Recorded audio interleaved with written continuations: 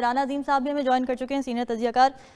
राना साहब, ये जो रिजर्वेशन आज की करारदाद में उठाई गई हैं, जिसकी बेसिस पे करारदाद मंजूर हुई, सिक्योरिटी खदशात, सर्दियों के मसाइल, आप समझते हैं कि इन रिजर्वेशन में कोई दमखम है या फिर बस ये ऐसी डिलेइंग टैक्टिक्स?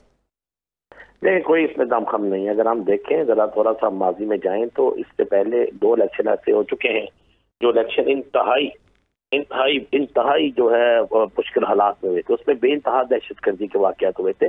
2 इलेक्शन तो वो ऐसे इलेक्शन थे जिसमें आप समझ सकते हैं कि कंपेन ना होने के बराबर थे, लेकिन इलेक्शन हुई। ये जमहूरी अमल है और इस जमहूरी अमल को चलना चाहिए। पाकिस्तान के अंदर सबसे पहले जमहूरी अमल ही है और आइन की बालादस्ती है, और आइन की बालादस्ती के आगे कोई दुनिया की चीज नहीं है। देखिए, एक चीज तो बड़ी क्लियर है कि सुप्रीम कोर्ट ने एक वाज़ेह फैसला दिया हुआ है और उस फैसले के तहत 8 फरवरी को इलेक्शन होने हैं।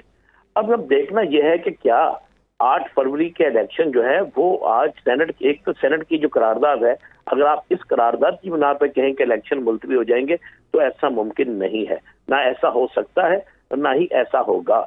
लेकिन एक चीज जरूर है कि इस करारदाद के बाद हालात जरूर किसी और तरफ चले जाएंगे। अब बेयकीनी पैदा हो जाएगी, सिर्फ बेयकीनी पैदा हो जाएगी कि इलेक्शन हो रहे हैं कि नहीं हो रहे। लेकिन चूंकि सुप्रीम कोर्ट का हुक्म है और मैं समझता हूं कि सुप्रीम कोर्ट अपने हुक्म पर अमल करवाएगी और सुप्रीम कोर्ट इस मुल्क के अंदर एक शफाफ इंतखाबात जो है उसके लिए अपना जो किरदार हमेशा अदा करती है वो करेगी। ये समझ से बाहर है कि आज 14 या 16 अरकान ने अचानक वहां पे ये करारदाद पेश कर दी, और जबकि बकौल शीरी रहमान के जुमे के रोज, जुमे के बाद कभी भी सेनेट का इजलास नहीं हुआ।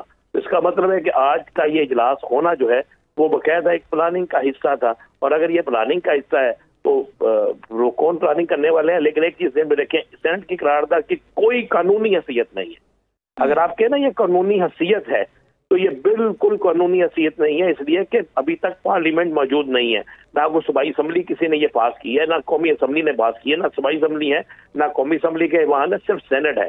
सेनेट में मुख्तलिफ चीजों पर, बिलों पर बहस जरूर हो सकती है, लेकिन अभी वहां पर कोई मंजूर की हुई चीज जो है वो करारदाद जो है वो कानून नहीं बन सकती। एक बात तो आईनी और कानूनी तरीके से बिल्कुल वाज़ेह है। दूसरी बात है कि इसी ईवान के अंदर जो बड़ी सियासी जमातें हैं उनमें से किसी ने अभी तक ये नहीं कहा कि इंतखाबात को मुलतवी किया जाए। पीपल्स पार्टी भी स्टैंड ले रही है, मुस्लिम लीग नून भी स्टैंड ले रही है, तहरीक इंसाफ भी स्टैंड ले रही है।